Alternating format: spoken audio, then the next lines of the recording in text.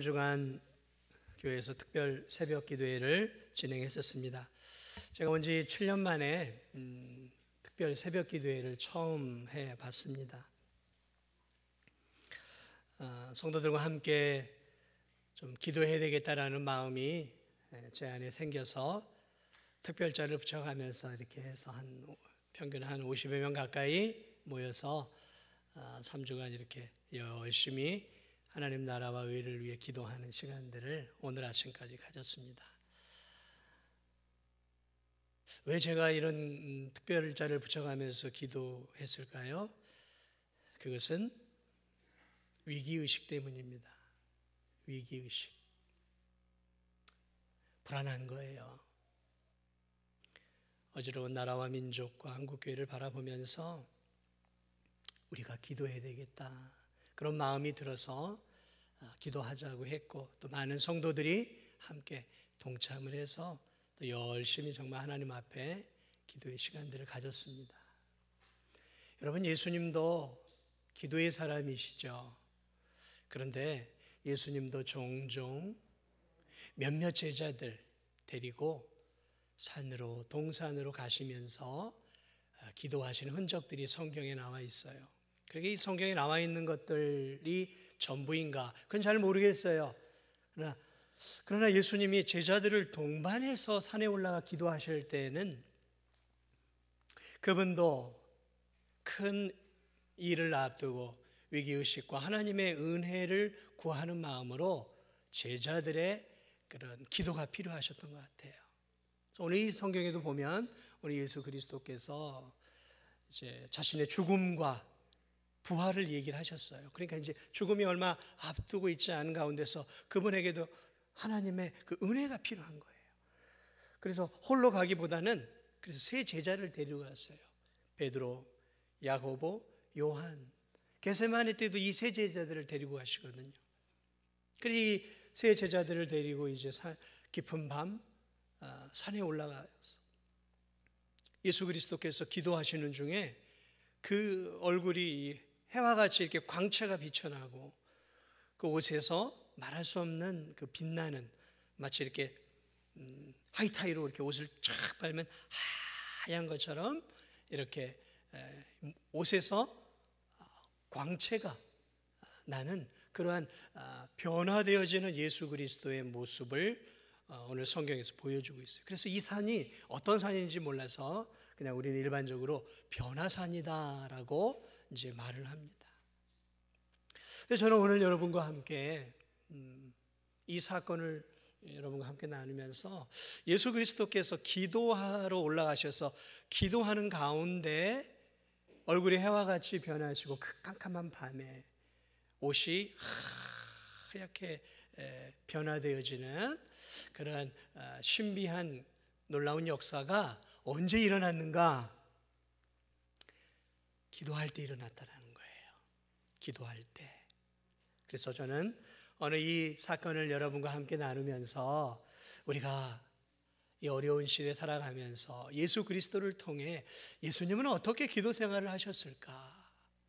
예수님은 어떤 마음으로, 또 어떤 자세로, 어떤 방식으로 기도하셨을까?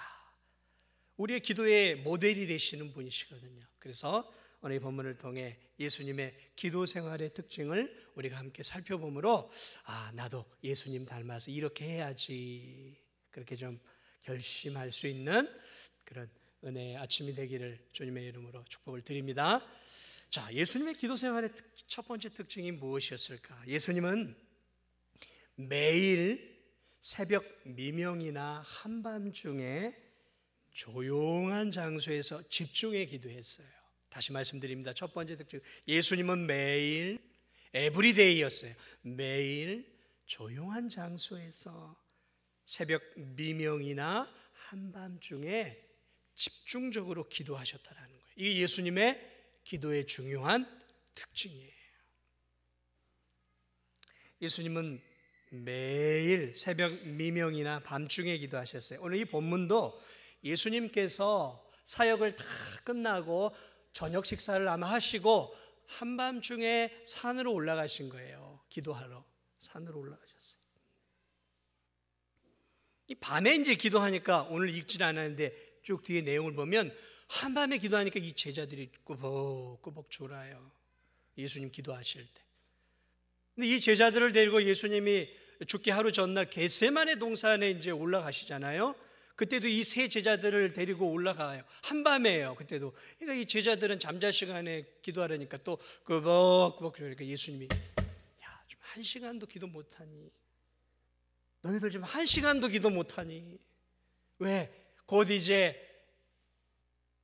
여명이 밝아오면 예수님은 십자가에 못 박혀 죽거든요. 근데 기도를, 그만큼 예수 그리스도는 한밤중에 기도를 많이 하셨어요.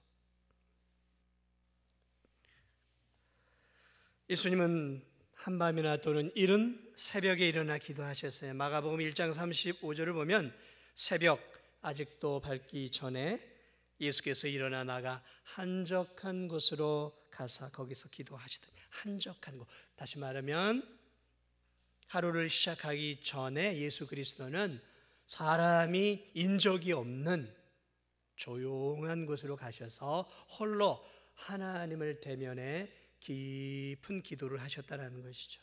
예수님이 집중적으로 그 하루의 기도를 선택하셨던 시간대는 한밤이나 이른 새벽이었어요.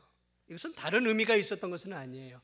왜냐하면 예수님은 하루 종일 사람들을 만나고 복음을 전하고 기적을 베풀고 가르치는 사역을 통해서 사람들 속에서 살았기 때문에 기도할 틈이 없으셨어요. 그래서 예수님은 그 하루를 시작하기 전에 또는 하루를 끝마치고 난 이후에 사람들의 방해를 받지 않는 그 시간대를 선택하신 거예요.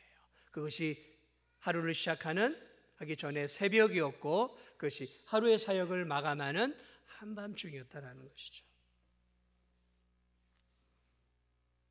그런 이유도 있지만 새벽 미명을 선택했던 또 다른 이유가 있겠죠.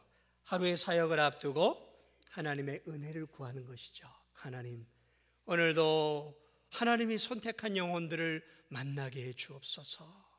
그들에게 참 복음을 전할 수 있도록 저에게 능력을 주옵소서. 예수님 새벽마다 그런 기도 안 하셨겠어요? 그런 기도, 한밤중에 또 무슨 기도를 하셨겠습니까? 하나님, 오늘도 내가 힘을 다해 복음을 증거하고 많은 영혼들을 고치고 치료했습니다. 주님, 그 영혼들 은혜를 주셔서 하나님을 잘 믿을 수 있도록, 흔들리지 않도록 주님, 하나님 도와주옵소서. 한밤중에 또 그런 기도하지 않으셨겠어요?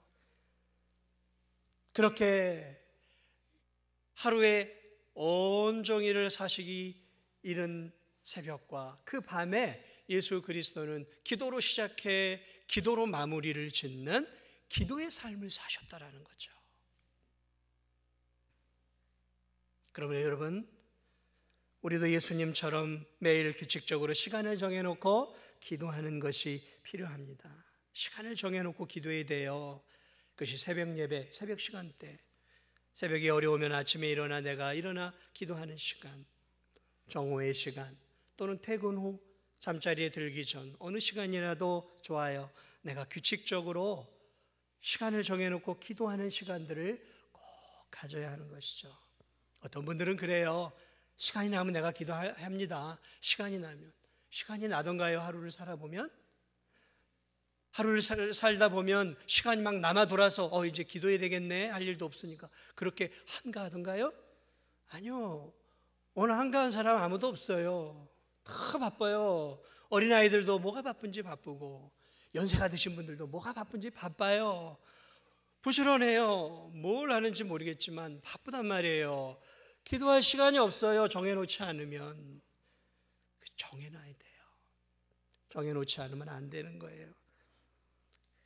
사랑하는 여러분, 시간을 정해놓고 기도하세요. 시간을 정해놓고, 그래서 하나님 앞에 나와 기도해야 하는 것이죠. 예수님은 시간을 정해놓고 한적한 장소에서 기도하셨어요. 예수님은 때로는 산 위에, 때로는 동산에, 때로는 광야에, 때로는 한적한 그 어느 골방이겠죠. 그곳을 택하셔서 사람들의 시야에서 보이지 않는 곳, 사람들의 주목을 끌지 않는 곳, 그리고 방해받지 않는 곳에서 조용하게 하나님께 예수님은 기도하셨다는 것이죠. 우리도 그렇습니다. 조용한 곳을 선택을 해야 돼요. 하나님과 나만 대면할 수 있는 장소, 하나님 앞에 내 마음을 쏟아놓을 수 있는 장소. 사람들이 바글바글 하면은 잠시 기도할 수는 있겠죠. 그러나 깊은 기도를 할 수는 없는 거예요. 그러므로 나와 하나님과 단둘이 은밀하게 만나는 기도의 장소, 그것이 집안의 어느 방의 한 골방일 수도 있고, 또 교회 새벽에 한 내 자리에서 조용히 하나님과 기도하는 그 자리일 수도 있겠죠. 직장에 어느 사람들이 없는 한 공간일 수도 있는 것이죠.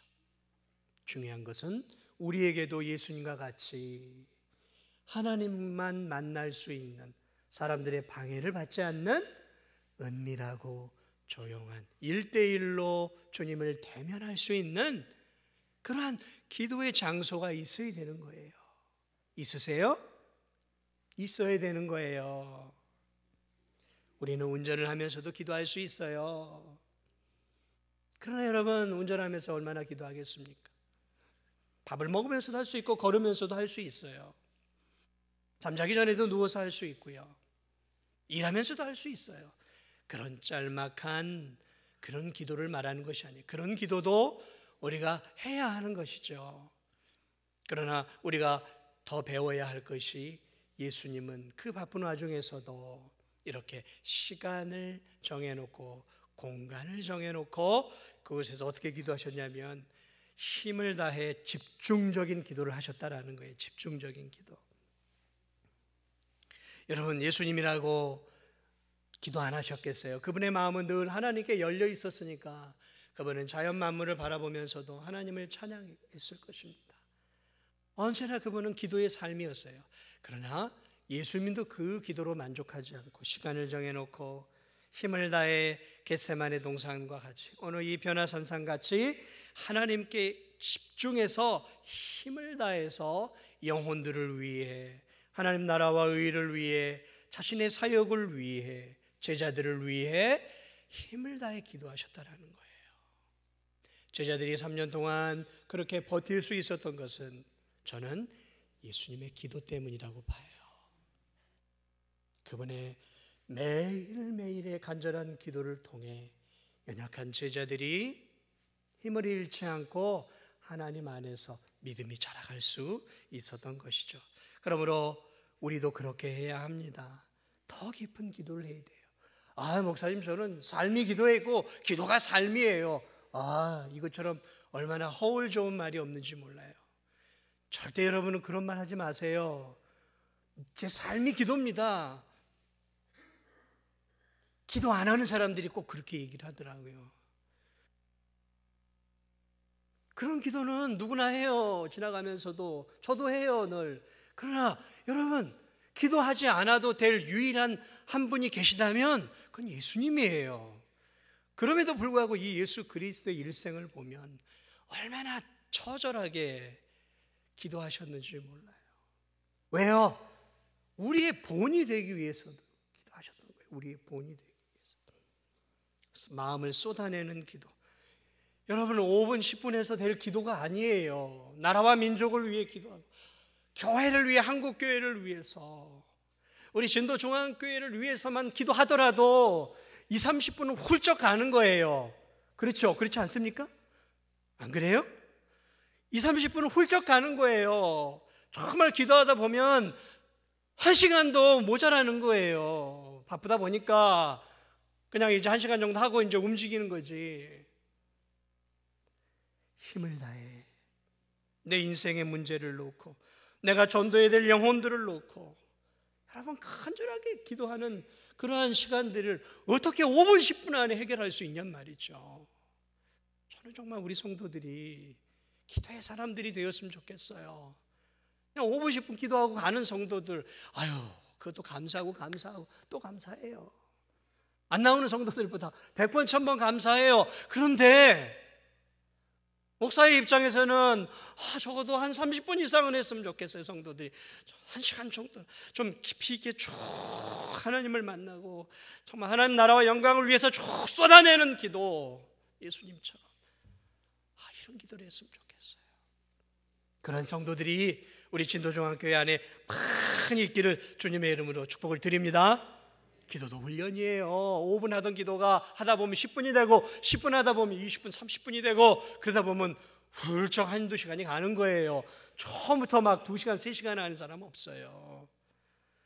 기도하다가 기도 속에 주님 만나기 시작하면 그 기도의 줄을 붙잡고 쭉 기도하다 보면 한두 시간이 그냥 가는 거예요. 아무쪼록 그렇게 예수님을 닮아 기도하는 우리 성도들 다 되시기 바랍니다. 시간을 정하세요.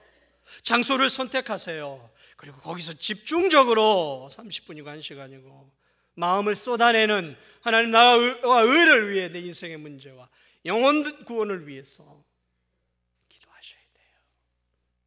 오늘 이 예수님의 또 하나의 기도의 중요한 특징이 있어요. 그것은 예수님은 자신을 하나님께 온전하게 복종시키며 하나님의 뜻을 구하는 기도를 하셨다는 거예요.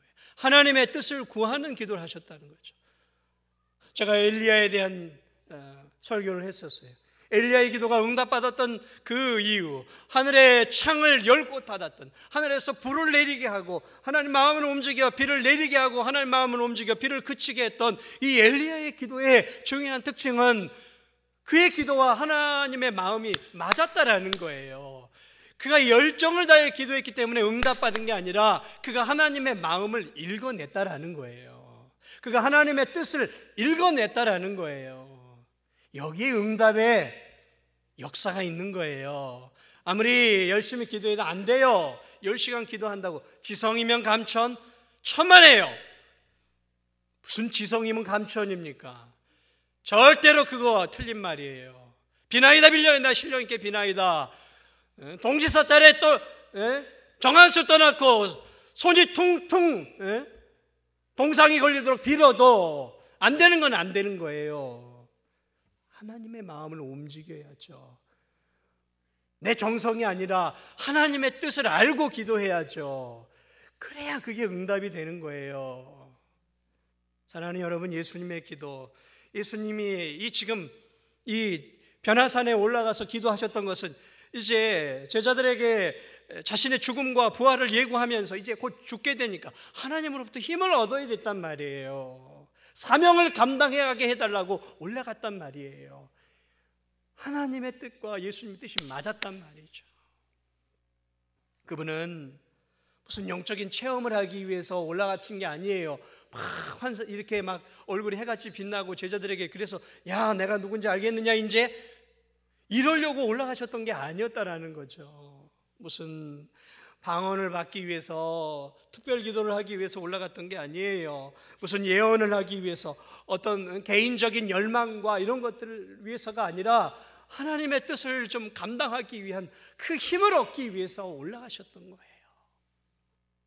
예수님의 기도는 하나님의 뜻에 초점이 맞추어져 있었어요.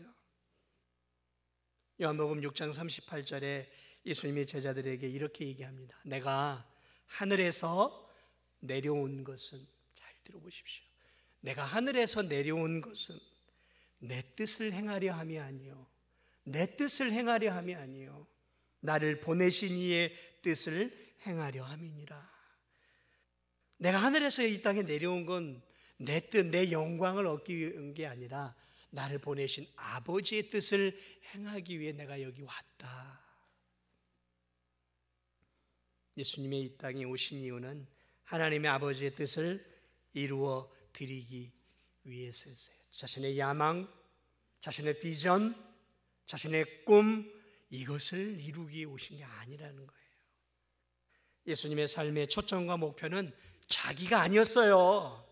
예수님도 하나님의 아들도 인생의 목적이 나가 아니었어요. 나가 아니었어요. 내가 인생의 주인이 아니었어요. 예수님도 하나님 하나님 뜻이었어요. 그분의 머릿속에 언제나 어떻게 하면 내가 아버지의 뜻을 이루어 드릴고, 그래서 그분은 먹든지 마시든지 정말 무엇을 하든지 어디에 가든지 하나님의 뜻을 위해 복음을 증거하셨고 하나님의 뜻 안에서 영혼을 구원하셨고 그들을 치료하셨고 그들에게 구원의 은총을 베풀어 주셨던 거예요. 그러므로 예수님의 기도 또한 삶이 하나님 뜻 중심이었으니까 당연히 그분의 기도 또한 하나님의 뜻을 구하는 기도였다는 거죠. 그분은 이 땅에서 자기의 뜻을 구하지 않았어요. 요한복음 17장은 예수님의 기도예요. 예수님의 기도. 거기서 예수님이 4절에 이런 말씀이에요. 아버지께서 내게 하라고 주신 일을 내가 이루어 아버지를 내가 이 세상에서 영화롭게 했습니다. 아버지. 이렇게 기도하고 있어요. 아버지께서 보내주신 그대로 제가 아버지 뜻을 이루어서 지금 제가 아버지를 영화롭게 하고 있습니다. 아버지하고 이렇게 기도하고 있어요. 여러분, 예수님이 십자가에 죽어가면서 뭐라고 말씀하신 줄 아세요? 다 이루었다. 아버지 뜻을 이루게 오셨다고 했고 십자가에서 다 이루었다. 뭘 다 이루셨을까요? 아버지의 뜻이에요. 아버지의 뜻. 우리를 구원하고자 하시는 아버지의 뜻을 십자가 위에서 다 이루셨다는 거예요. 어느 날 예수님 참 기도 많이 하시는데 예수님 저희들도 기도 좀 가르쳐 주세요. 그래 그럼 너희도 나처럼 이렇게 기도해. 하늘에 계신 우리 아버지. 따라해봐. 하늘에 계신 우리 아버지. 하늘에 계신 우리 아버지. 이름이 거룩히 여기면 이름이 거룩히 여기면 따라하고 있었을 거예요. 뜻이 하늘에서 이루어진 것처럼 땅에서도 이루어지기를 원하나이다. 뜻이 하늘에서 이루어진 것처럼, 다시 말하면 하나님의 뜻과 계획이 이 땅 가운데서 이루어지도록 기도하여라. 여러분, 예수님이 제자들에게 가르쳐준 주기도문, 우리를 위한 주기도문의 중요한 특징이 그 부분이에요. 하나님의 뜻이 이 땅 가운데서 이루어질 수 있도록 기도하라라는 거예요. 사랑하는 여러분, 그러므로 우리의 기도, 가장 중요한 기도의 제목은 뭐가 되어야 돼요? 하나님의 뜻이에요. 뜻. 하나님의 뜻을, 물론 주기도문의 이제 뒤편으로 가면 일용할 양식을 주옵소서 하면서 우리의 삶의 필요를 위해서도 기도하라고 하셔요. 그러므로 우리도 삶의 필요를 위해 기도해야 돼요. 직장을 위해, 건강을 위해, 가족을 위해, 영혼 구원을 위해, 제 자신의 삶을 위해 기도해야 돼요. 그런데 그것은 기도의 후반부예요. 중심이 아니라는 얘기예요. 기도는 하나님의 뜻을 먼저 구하는 거예요. 그의 나라와 그의 의를 구하는 거예요. 그래서 예수님이 먼저 그의 나라와 그의 의를 구하라. 삶도 그의 나라와 의를 구하는 것이면 기도도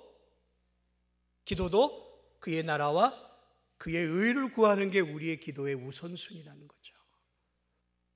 내 기도를 하지 말라는 얘기가 아니에요. 그냥 나 중심적으로 내 필요한 것만을 주옵소서 하고 그 기도만 하지 말라라는 거예요. 어떤 연약한 성도들은 하나님을 알라딘의 요술램프처럼 생각해요. 주님 주시옵소서. 이렇게 탁 만지면 알라딘의 이 요술램프에서 거인이 나와가지고 주인님 뭘 도와드릴까? 음식 한 상 내봐. 쫙. 예수님을 전능한 종으로 여기고 있어요. 아버지 부자되게 주옵소서. 승진하게 주옵소서. 아버지 사업에 성공하게 주옵소서. 빨리요, 빨리. 하나님이 우리의 전능한 종입니까? 우리를 돕는 종이에요? 아니잖아요. 그런 성도들이 있어요. 그리고 안 해주면 하고 이렇게 삐지더라고요. 뭐 하나님 아니면 내가 못할 줄 알아? 사랑하는 여러분, 우리 진도중앙교회 성도들이야 이제 그 신앙의 수준을 벗어난 줄 저는 믿습니다. 우리의 기도는 그렇게 하나님을 어루고 달래는, 세상의 신들을 어루고 달래서 뭐 재물도 던져주고 뭐 돈도 갖다 바치고 뭘 하면 이 신이 감동을 해가지고 아니에요. 우린 그런 하나님 아니에요. 우리가 믿는 하나님은 인격적인 하나님이에요, 여러분. 인격적인 하나님. 우리와 똑같이 생각과 지성과 마음과 의지가 있는 인격을 갖춘 하나님, 자존심이 있는 하나님, 존엄함이 있는 하나님, 그런 하나님이라고요. 그런 하나님 앞에 우리가 어떻게 기도해야 되겠습니까?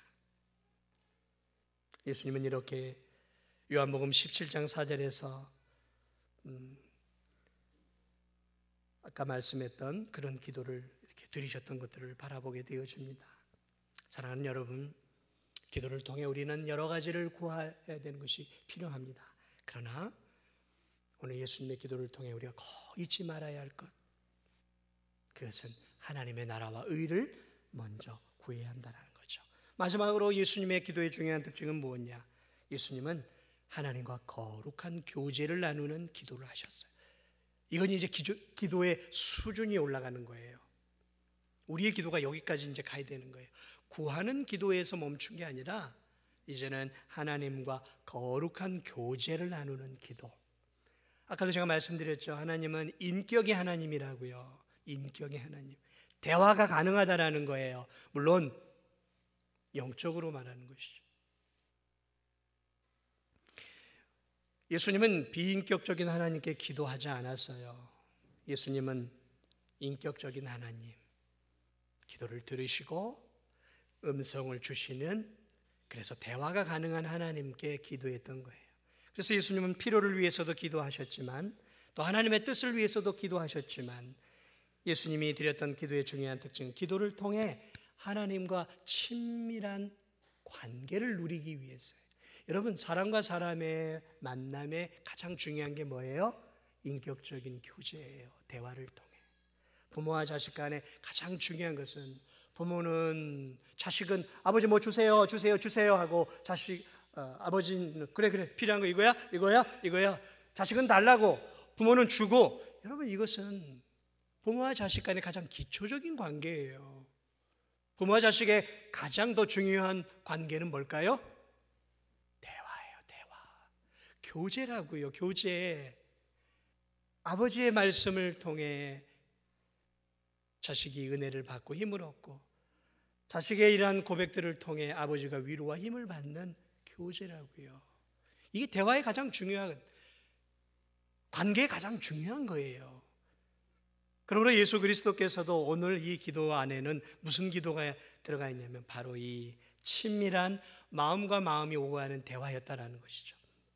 그래서 깊이 하나님 아버지 앞에 예수님은 자신의 마음을 쏟아내셨어요. 마음을 쏟아내셨어요. 아버지 힘이 드네요. 아버지 힘을 주옵소서. 아버지 저 영혼들을 불쌍히 여겨 주옵소서. 이런 아버지께 마음을 쏟는 기도. 그럴 때 하늘의 아버지께서 그래 힘을 내거라.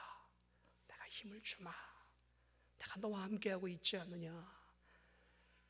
그 영과 영이 오고 가는 그 친밀한 대화 속에서 예수 그리스도는 아버지께로 쭉 들어가는 은혜를 경험하시고, 하나님 아버지도 예수 그리스도께로 가까이 오셔서 하나님 아버지와 예수 그리스도께서 말할 수 없는 깊은 하나됨의 관계를 가지는 그 은혜, 그 은혜 속에서 육체를 갖고 있었던 그 예수 그리스도의 이 몸에 예수 하나님의 영광이 임한 거예요. 그 은혜의 영광이 임했단 말이죠. 충만한 하나님의 위로와 하나님의 은혜가 햇살처럼 예수 그리스도에게 충만하게 임했던 것이죠. 그리고 예수 그리스도는 그 하나님의 은혜와 사랑 속으로 은혜의 바다에 빠져들어가는 시간이었던 거죠. 하나님이 내 안에, 내가 하나님 안에 들어가는 그 은혜의 시간들을 통해서 예수님은 자신도 모르게 자신의 육체에서 얼굴에 빛이 나고 몸에서 광채가 나는 것을 몰라서, 그러나 그 캄캄한 밤에 제자들은 졸다가 그것을 본 거죠. 예수 그리스도께서 지금 하나님 아버지와 어떤 기도를 하고 있는지를 보았던 거예요. 이 기도, 물론 우리가 이렇게 한다고 이런 기도를 드리는 것은, 이렇게 되어진다는 것은 아니에요. 그런데 이런 기도를 드렸던 또 하나의 사람이 성경에 나와요. 그게 모세였어요. 모세가 율법 10계명을 받기 위해 시내산 위에 40일 금식을 하고 그 속에서 하나님을 배웁게 돼요. 그는 기도하고 또 하나님과 교제하고 하나님도 그를 찾아와요. 그래서 그는 하나님 안에, 하나님은 그 안에 친밀한 40일간의 교제 가운데서 모세는 배고픔을 잊어버렸어요. 그 하나님의 은혜의 영광과 그 말할 수 없는 천상의 양식과 기쁨으로 그의 영혼과 육체는 충만함을 경험하고 십계명을 가지고 내려왔어요. 그런데 사람들이 모세를 볼 수가 없는 거예요. 왜냐하면 그 하나님의 영광 가운데에서 기도하고 하나님과 교제했던 그 모세의 얼굴에서 광채가 나는 거예요. 광채가 너무 찬란한 광채가 나니까 사람들이 얼굴을 볼 수 없어서 모세가 뭐라 하냐면 얼굴에 이렇게 수건을 둘러싸요. 수건을. 모세가 하나님을 만났구나. 우린 여기서 무엇을 할 수 있어요? 예수 그리스도께서 하나님을 만났구나. 하나님과 하나 되어지는 그 깊고 깊은 기도의 관계 속으로 들어가셨구나. 그 하나님의 충만한 은혜의 영광이 예수 그리스도를 가득 채운 거예요. 아직 그 영광의 빛이 남아 있었던 거예요. 영광의 빛이. 오늘 그 사건이에요. 기도 가운데 여러분, 우리가 여기까지 가야 되는 거예요. 이게 최고의 기도의 수준이에요. 단순하게 응답을 받는, 필요를 위해 하나님 나라와 영광을 위해 기도하는 거죠. 그 다음 순서가 있는데 그 기도의 마지막 순서는 하나님과 깊은 만남을 갖는 것이죠. 말씀을 마무리합니다. 예수님은 주님을 위해, 아버지를 위해 사셨어요. 아버지의 나라를 위해 사셨어요. 그러니까 기도가, 아버지의 영광을 위한 기도가 우선순위가 될 수밖에 없었던 거예요. 우리가 우리 자신을만을 위해 살면 우리의 기도는 우리 자신의 필요만을 위해서 기도할 수밖에 없는 거예요. 그러나 우리가 하나님 나라, 하나님 영광, 하나님의 교회, 하나님 나라를 세워가는 일꾼으로 나 자신을 바라보면서 하나님 나라를 위해서 이 땅에서 살다 보면 급한 기도의 제목은 내 먹고 사는 문제는 두 번째고 하나님 나라가 먼저 될 수밖에 없는 것이죠. 그러므로 내 기도의 수준, 내 신앙의 수준을 알고 싶으세요? 내 신앙의 수준을 알고 싶으세요? 그러면 내가 뭘 기도하는지 내 기도를 조심스럽게 살펴보세요. 그럼 내가 뭘 중심으로 살고 있는가가 바르게 나오는 거예요. 사랑하는 여러분, 우리 자신을 위해서도 기도해야 돼요. 물질을 위해서도, 삶의 필요를 위해서도 기도하십시오. 기도하세요. 시간을 정해놓으세요. 장소를 정해놓으세요. 그리고 집중해서 기도하세요. 그러나 그 기도를 멈추지 말고 하나님 나라와 영광을 위해서도 기도하시고 주님과 친밀한 만남과 교제를 통해 세상이 알 수 없는 주님을 깊이 만나며 세상이 알 수 없는 기쁨과 감격을 누리면서 기도의 맛과 기도의 기쁨과 기도의 영성을 가지며 하나님의 은혜 안에서 세상을 변화시키고 기도를 통해 하나님의 뜻을 이 땅 가운데서 이루어 드리는 그러한 기도의 엘리야와 같은, 예수님과 같은 기도의 용사들이 다 되시기를 주님의 이름으로 축복을 드립니다.